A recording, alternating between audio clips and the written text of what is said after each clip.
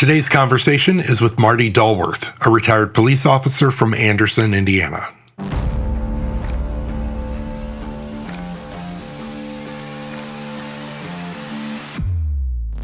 Welcome to the Burnout Podcast. I am your host, Skip O. This podcast is brought to you by Throttle and Thrive and mypodcast.media.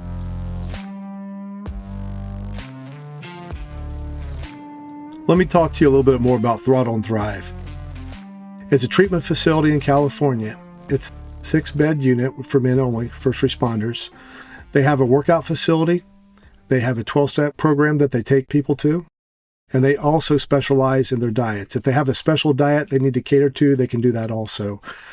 They practice with EMDR and talk therapy. It's a very family-like atmosphere. Their focus is to rescue the rescuers. You can go to their website, throttleandthrive.com. You can also call them at 805-701-1309. That's 805-701-1309. And you can also look at the show notes for more information.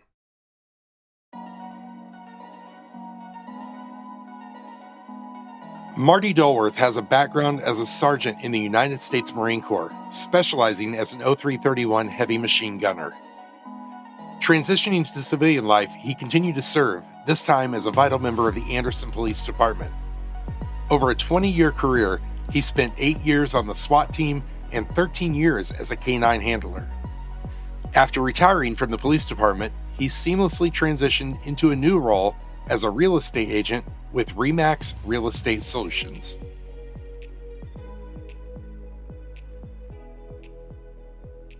I want to tell the listeners a little bit about yourself, about your career, and if you have a family, and just a little bit about that. Yeah, I started off pretty early. I left shortly after graduation and went to the United States Marine Corps. Thank you for your service. Thank you. I did 2 tours. I was a 0331 heavy machine gunner. And when you get out, there's not a big calling in the civilian world for heavy machine gunners. So I didn't have a whole lot of options. And my older brother was on the Anderson Police Department. He said, "Hey, man, give it a try." 3 months later, I'm at the academy. Wow. So that's 3 months after you got out of the military? No, 3 months is how long it took me when he showed up at my house and said, "Here's an application. Give it a try." And within 3 months, I'm at the academy. I spent about a year. I spent a year at home working for a paving company, shoveling asphalt. And I'm like, there's no way. There's no way I want to do this for 25 years. And so he brought the application over, and 3 months later, I'm at the academy. Well, your brother, we can relate. Both my brothers were law enforcement. Is he the one that kind of inspired you? Well, it sounds like he was, but inspired you through the years watching him do what he does? I don't want to give him that much credit because he's a jerk. But, he went to the Marine Corps. I went to the Marine Corps. I did far better than he did. He went to the police department. I came to the police department, obviously did far better than he did. But no, I followed his path. Sure. I tell you, I think when it comes to, law enforcement, firefighter, military, families kind of tend to do what either father, mother does, or big brother, big sister does. So that been your experience? Sounds like that's been your experience. Yeah, you see it amongst, I can't speak about other PDs, but I think it's probably similar. Police department, fire department locally, there's a lot of fathers, sons, daughters, brothers, sisters that go through the same ranks at Anderson Police Department or the fire department. So I think it's pretty common for that to happen. Sure. Well, getting out of the academy, and you have to ride with somebody for a little while. Is that true? Yep, you're FTO. Okay. First day on the job by yourself. How was that? Let me start by saying my first night with my FTO, we leave roll call. The first call was a male subject shot laying in somebody's living room. That was my first call, the first night with an FTO. And you talking about eye-opening. You're like, what did I sign up for? Because we get there, and sure enough, somebody had busted through a screen door and was laying in the living room of a house. They had no contact, no prior anything, didn't know the person, but he had escaped and jumped through their front door and asked them to call the police. Wow. That was the my first call with my FTO, my first night on my own, released about 4:30, 5 o'clock in the morning. I got sent to a single vehicle motorcycle accident with two occupants at a high rate of speed, and both were deceased. I tell you, Marty, with, back then when you came on, was there any kind of peer support or any SISM things done for you when there was an event like that? Back Debriefings? then, no, old school, none of that. You had folks that would talk to you if something crazy happened, some of the senior folks, but it was quick by the door, jump in, take the next call. Sure. So having back to back of those calls and stuff, and was you married at the time? I was. Okay. So how'd that affect your family as far as being married and stuff? I had seen quite a bit prior to this when I was in the Marine Corps. So that those first couple crazy calls in that short time didn't phase me. It wasn't until I got sent early on in my career to my first child fatality that screwed me up. I had kids, Sure. and to walk in and see something like that, I lost several days of sleep. How'd you deal with it though? I mean, you lost sleep, but how'd you cope with that? Tuck it away. Old school, tuck it away, move on. So what kind of effect did that have? Like getting multiple calls like that or similar to that? And this might be an obvious question, or what kind of effect did that have on your relationship with your wife at the time? Early on, I can't say that it was much, but as time went on, um, I started drinking a little bit more on my days off, um, isolating, um, and I pissed away that first marriage. Sure. So, yeah, I tell you, the divorce rate for first firemen and policemen is real high, just because of the job we do and how we sometimes cope with it. So after your divorce, what happened after that, as far as the job and any future relationships? just prior to that is when we separated, 2008, 2009, and then it turned to every one of my days off. It was consumed with getting drunk, going for a motorcycle ride, trying to clear my head, start all over till it was time to go back to work. How long did that last? 6 months. You want to know what brought it to an abrupt stop? Absolutely. I was coming home from Muncie, 8 p.m., been drinking over there all day, hanging out with friends on my motorcycle, um, and got stopped by a state trooper for speeding. So you got stopped. Did old school, they used to let you go. Did that happen? No, oh no. So um, I pulled right over. I knew I was wrong. I seen him trying to turn around, pulled right over. Uh, he approached me. I'm covered in tattoos, always have been. So I probably look like a dirtbag sometimes, but we all know tattoos are awesome, and some people don't think that way. Sure. Um, and he approached, and I let him know that I had a firearm on me because, I carried. Shame on me for being intoxicated. At that point in time, he informed me that Anderson must hire dirtballs or thugs, and so I knew where it was headed from there. So I stepped off the bike and took that ride. So, taking that ride and going where you had to go, how did, as far as the job, how'd they handle that situation? The plus side, I was off duty. I owned it from day one.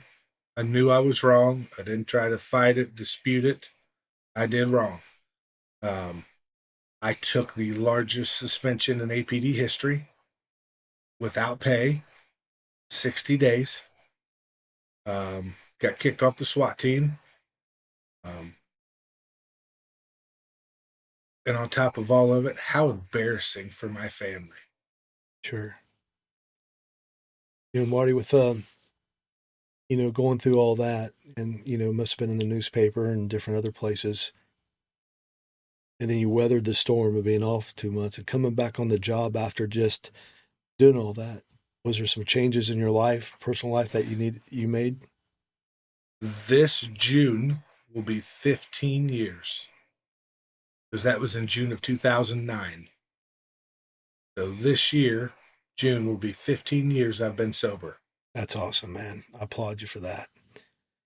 So But, when you come back on, all that stuff happened. Was it kind of, you're walking in, you think everybody's talking about you, or you don't care, or how was your attitude toward the job or the other people around you? I knew that I had a lot to prove. I prided myself on being a good cop.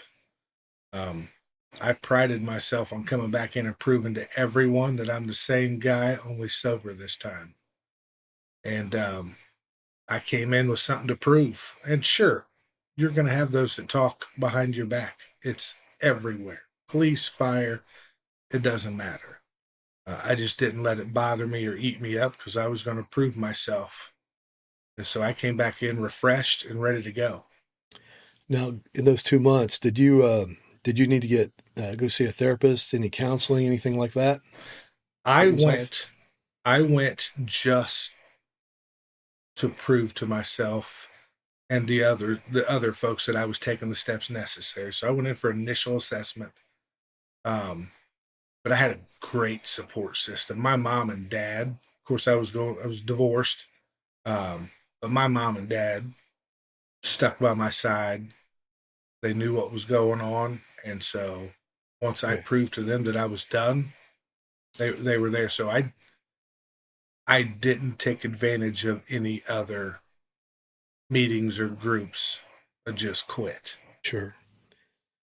Well, first year after getting back, how was that, and lead up to some keynote things of the job, if you know what I'm talking about? I started getting my life back because 60 days suspension with no pay depleted any savings that I had.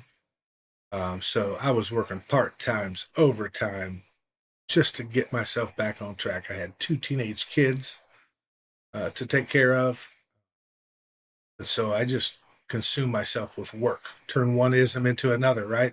Sure. Alcoholism into workaholic. And so I worked really, really hard and a lot of hours.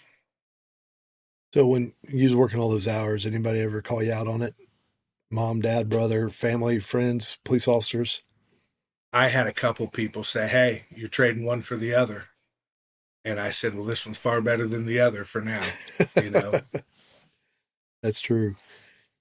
You never know. Like when I was on the fire department, you go in the fire, you never know if you're going to get that big fire, that code, that shooting or stabbing. You just kind of go in. Sometimes you never know that stuff's going to happen. Then all of a sudden it comes. And, that day, I believe it was in 2012. Was it in July? July 26th, 2012. Okay. Take me to that day and lead up into that, to that call, would you? Just a normal day like any other. It was a Thursday. I had taken Wednesday off. I had bought a new property, and I was building a pole barn on it. Dating this gal who was phenomenal for my relationship. My life, everything. She was centered, smart, and took care of me.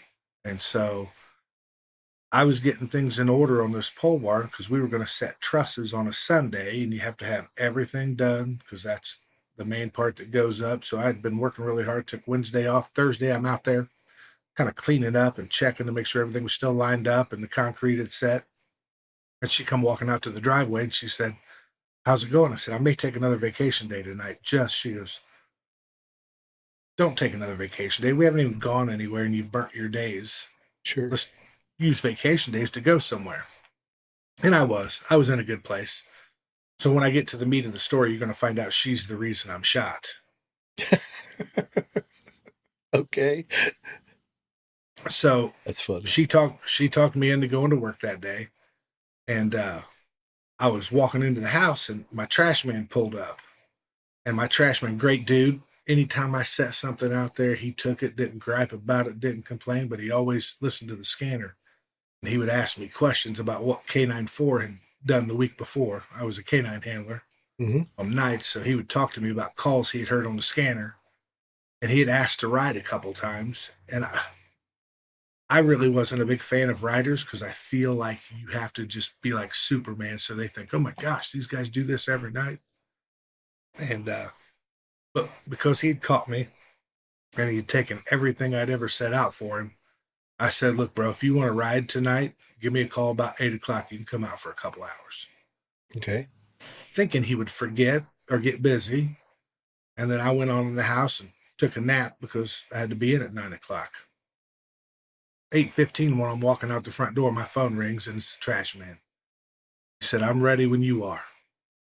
So I just told him to meet me at 53rd Scatterfield at the gas station, leave his car parked there. That way we could patrol for a few hours. I could drop him off and be done. Sure. But we have roll call. And so at 9 o'clock, we're in roll call. It's summer. So calls are building up. We get out of roll call and there's just calls stacked up. So we're humping, taking calls, trying to get them caught up. So I sent him a text to let him know I was going to be a little bit late getting there, just to give him a heads up so he didn't think I'd forgotten him. About 10:30, I pull up to the gas station, hour past when I was supposed to get him. And he's standing there, man, holding 2 fountain drinks, water dripping off of him. It's summertime. It's hot. He'd been waiting for a while.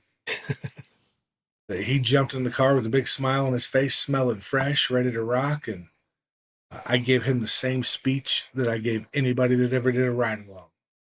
At no time will you get out of this car. I don't care how bad things get. Just short of this car catching on fire, you stay in it. Okay, you take us when that call came in.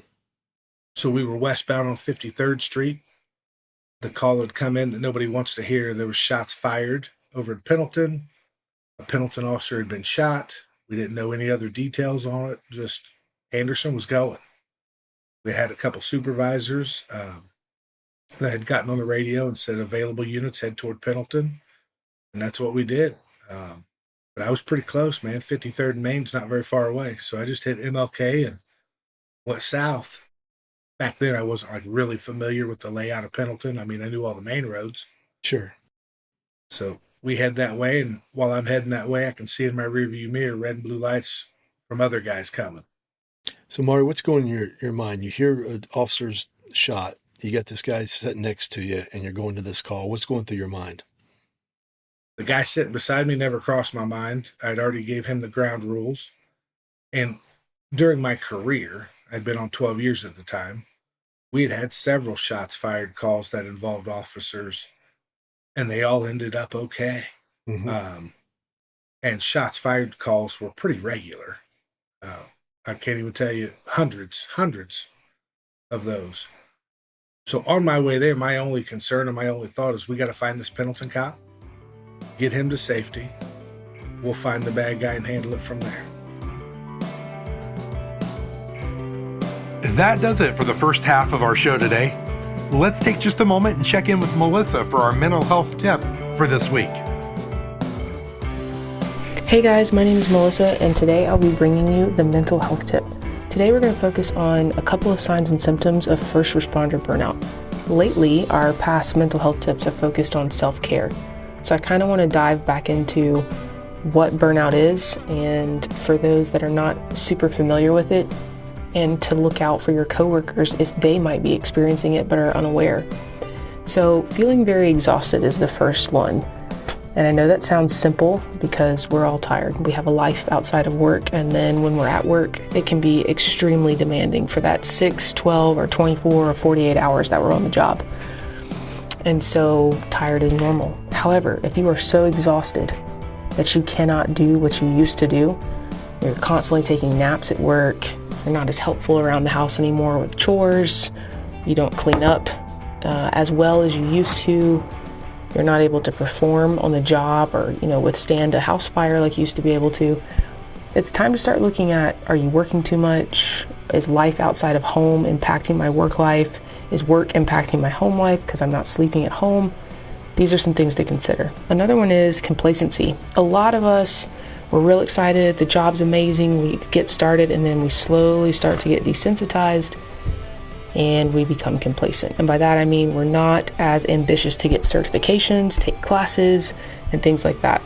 Complacency is not you taking a break and enjoying all the stuff you just completed. Complacency is not being able to grow anymore and just feeling stuck where you're at. Another one is there's a reduced amount of empathy. And this is the last one I want to touch on. A lot of us start out super empathetic and sympathetic in this job for the patients and the people that we see, whether that's our coworkers or someone we're on scene with, even if it's just a bystander.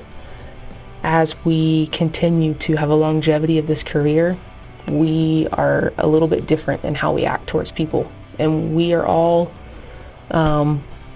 guilty of this, in my opinion. So I would just look at how you're treating people at work, evaluate how your coworkers are treating people.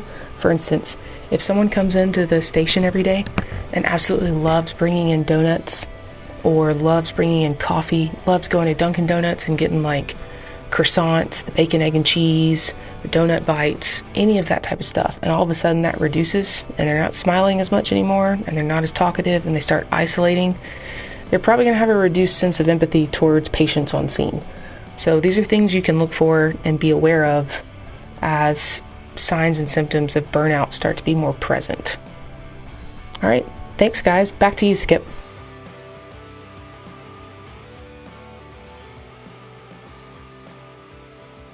Okay, so you get in Pendleton, you get close to the scene.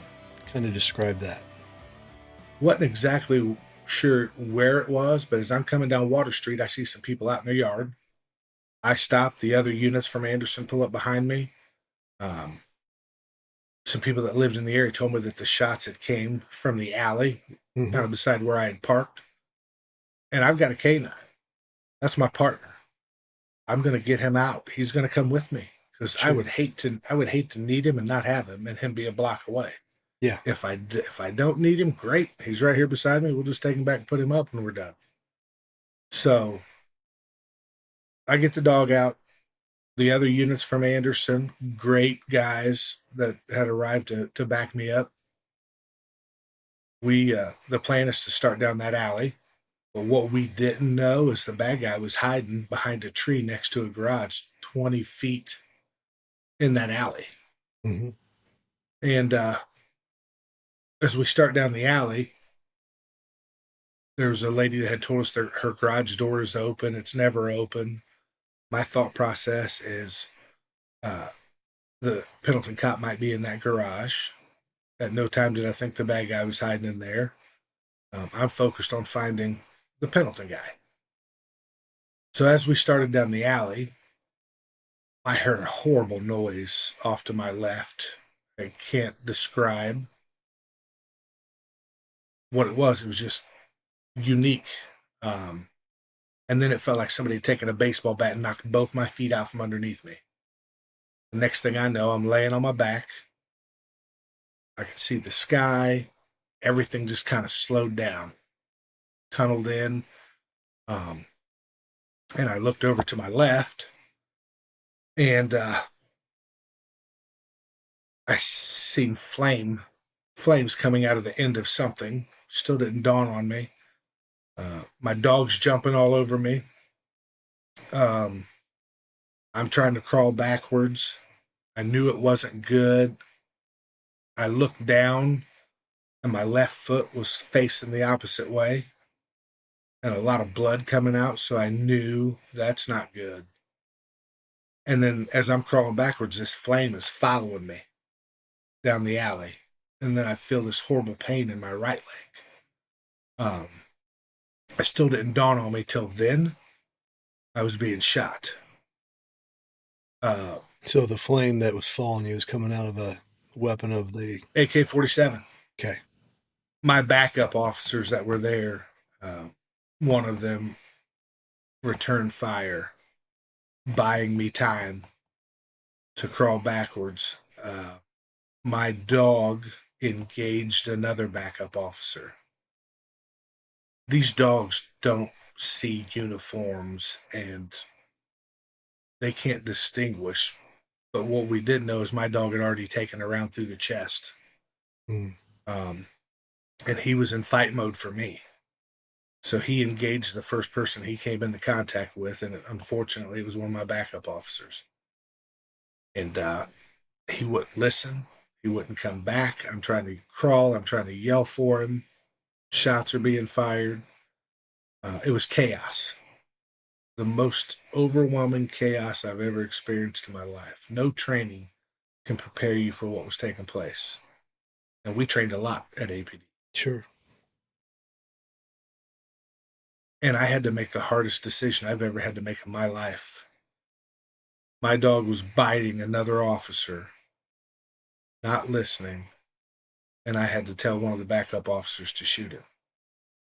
Wow, that had to be tough. It was the hardest decision I've ever had to make in my life. And then to watch my partner of several years fall. And then I was able to make it behind my police car and try to gather my thoughts to assess things. Well, Marty, when all that, and you can fill in whatever else, all that going on with you, making those decisions, somebody was listening over the scanner, all this was going on. Somebody that was close to you. My brother was finishing up his part-time job and forgot to shut his radio off and was in his truck. And just to reevaluate, your brother was an Anderson police officer, Joe. Yes. Okay. Been there 28 years at that time. And he had finished his part-time job at the hospital and jumped in his truck and had changed clothes and forgot to shut his radio off and heard me tell dispatch I'd been shot. And he came to Pendleton. So what happened then? When he came in and kind of described, where you're at behind the car, then how all that played out. Well, he didn't know exactly where I was, so he was just trying to follow the lights when he got into Pendleton. And he realized that there was no more roads, and he was passing the red and blue lights. So he cut across some fields and sidewalks and tore his truck up pretty bad. He still tries to get me for $1,400 is what he had to pay to get his truck fixed. But he tore his truck up pretty bad. But he'd come pulling up beside me. Prior to him pulling up, I had a little bit of time. I can't tell you if it was 2 minutes, 40 seconds. I had no sense of time. But as I'm back behind the car, anybody that's ever been on the scene and you've seen that really thick, really red arterial blood, huge difference than just a cut. Sure. I'm watching this puddle underneath me get bigger and bigger, and I'm trying to squeeze and cut it off and try to figure out what's going on and try to shove my hand in my boot, try to figure out where the hole is. And as I shoved my hand inside my boot, I realized there wasn't a hole. It was kind of blown apart. And so oftentimes in my career, I had thought if I ever had a moment prior to dying, what would I ask for? Forgiveness, entrance into heaven, But it was at this moment that I had that few seconds. I accepted the fact I was going to die because I was bleeding out. And I was starting to pass out. And I remember praying really hard that God would let my two kids know how much I loved them. I told my kids every night before I went to work, but tonight I couldn't remember if I told them. So I remember just begging and pleading that God would let them know every day how much I loved them. And I shut my eyes and I accepted the fact I was going to die. And then I heard this horrible noise. And I was kind of slumped over, and I remember opening my eyes and I seen these headlights coming at me across the yard. And I thought, this dirtbag has gotten in his vehicle and he's going to run over me. And the vehicle comes up pretty close, 20, 30 feet away. Door opens, guy jumps out. And I remember starting at the bottom because I was laid slumped over. And I seen like leather sandals, like Jesus wore, those kind of sandals, jean shorts, and a tie-dyed shirt. And I'm like, holy cow. Then I realized it was my brother. Uh, and, I don't remember this, but he asked me where I was hit. I told him, and he took his belt off, got a tourniquet on me, and was trying to figure out how to get me up in the back of the truck because, all of our other guys are focused on this alley where all these shots were coming from. What have we forgotten about? We forgot about that trash man, didn't we? Yeah, that's what I was going to ask. Still sitting in my car. But he had exited the car when Joe pulled up and come running up, and Joe didn't know who he was. And during that conversation, he said, "I'm your trash man." Well, Joe always says, who all here can pick their trash man out of a 6-person lineup? I mean, he didn't know. And I remember telling Joe he's with me. And so Joe had him and another guy throw me up in the back of the truck, and trash man held the tourniquet for me. Wow. So Joe drives me out with the trash man holding my tourniquet. I don't know very many people that's ever spooned with their trash man, but I did. And there's often times that's a comfort that I need. And at that moment, it was the most amazing feeling ever. He had one hand under my face so my face didn't smash into the bed of the truck, and the other hand on my tourniquet. Wow. So we were straight up spooning. And he was your best friend then. Still is. Good. I still check on him. But the most amazing part of this story is there was a couple firemen from Anderson Fire Department that was listening to the scanner, because we all know that deep down inside, firemen really want to be cops. Absolutely. Absolutely. That's what my brother's always told me. So these heroic firemen jumped in the ambulance and took off to Pendleton to come get one of their fellow brothers. And they met my brother on the bridge of I-69 at Pendleton Avenue and took possession of me. I'd lost a lot of blood, was passed out, but then I woke up to somebody smacking me right in my face. Really hard. And it was my brother. And he said, "I need you to stay alive because I got to tell mom and dad."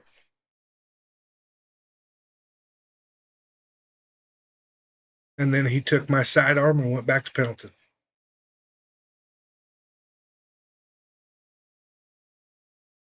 So my wife's estrogen pills looks a lot like my blood pressure pills, and I think I got into them. So as soon as I'm off my period, I'm going to get back to normal, okay? Okay.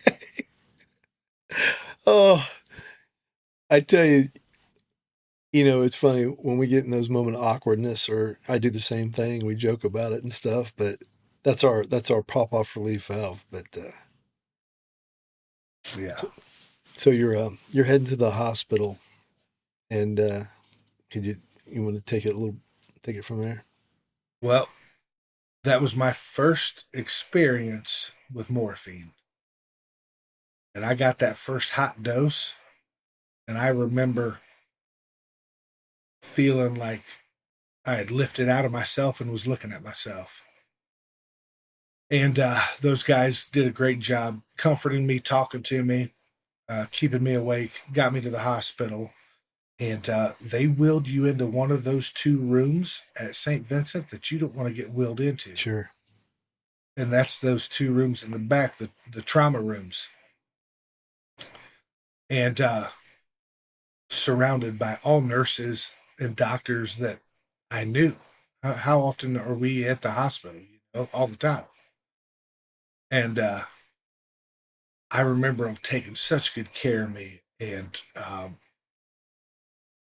Francie, the charge nurse, had a wet washcloth wiping blood off my face, and was talking to me, keeping me calm.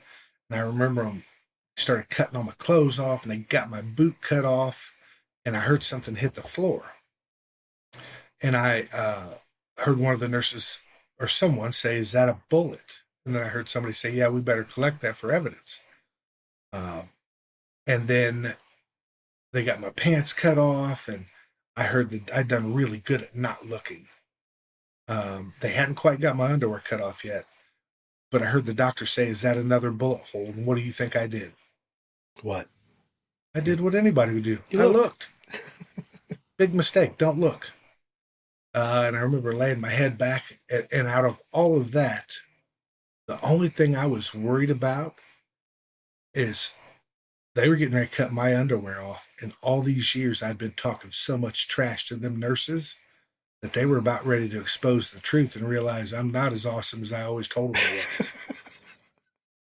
And I remember looking at Francie and saying, "They're getting ready to see my wiener. This is not good." And she took that same washcloth, folded it up, of course. She slid it right down, and she tucked it over me to protect my manhood so I could continue on with my lies. Here you are. You just been shot a couple times, and you look down and see the other thing, and you're worried about that. Isn't that cool? 100%. Isn't that crazy? Yeah. But you know what? I get it. I wish I could tell you I was making this up, but the things that go through your mind when you should really be concentrating on something else is just crazy. I'm looking long term. I think, a lot of times when you go through that, a lot of people that I've talked to or worked with, or, you think a lot of things just kind of distracts you from the obvious, what's going on with you. So you can laugh about it or just, whatever it is. Yeah. I tell you that, the miracle of listening to all that and your brother coming through there, throwing you back of the truck, it's like a dang movie. But for, recovery time, what actually happened, your wounds and stuff, what actually happened? Okay. So I wasn't married at the time. That shooting took place 2 weeks before I was supposed to marry Jessica, who I'm married to now. Okay. I got shot 2 weeks before our wedding. And Jessica's the one you blame for getting shot. Is that what you told me? Yes. Okay. Go ahead. 100%. But I got the last laugh because she wasn't quite signed up for my life insurance yet. So she wouldn't have got nothing. Sure. But my parents, who were in their late 60s, early 70s, were stuck having to make decisions at the hospital, which is crazy. That's something that no parent should ever have to be part of. But when the doctors came out, they explained that we can try to save his left leg. It's going to take a lot of work. We can't promise anything, or we can amputate it. And my dad said he's not going to wake up without a leg and blame us. So do what you got to do.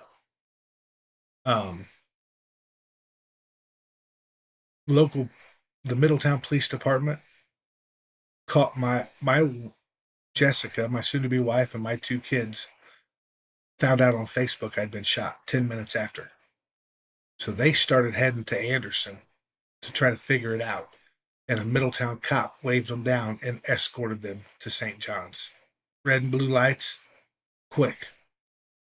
When they got at St. John's, which is St. Vincent, the helicopter was leaving.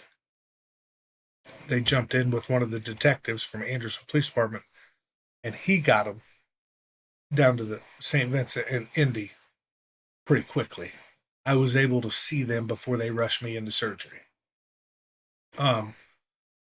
So from that point on, I lost 3 months of my life. That's when they started hitting me with every kind of medication you can think of, and I get it. I ended up having, I believe it was close to 20 plus surgeries. And what they did was a lot of it was clean out, bone removal, fragment removal, antibiotics, pulling antibiotics. It was just a ton. But the last surgery that they did while I was in there, it's called a free flap. That's where they take a muscle from some part of your body to help build you another part of your body. All that was mine was my toes and a little sliver of heel and the skin on top of my left foot. And so they built me a new foot, and they cut my right stomach muscles out and shoved that in the missing part to build me a new foot.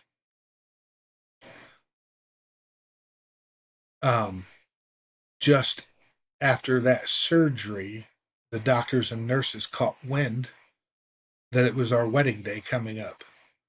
And they allowed the preacher to come into the hospital room and marry us. I don't remember one bit of it. I don't know how it's valid, but we have children now, so she's got me. Sure. It's been over 7 years now, right? Yeah, she's got me. But one of the nurses' mothers made a wedding cake.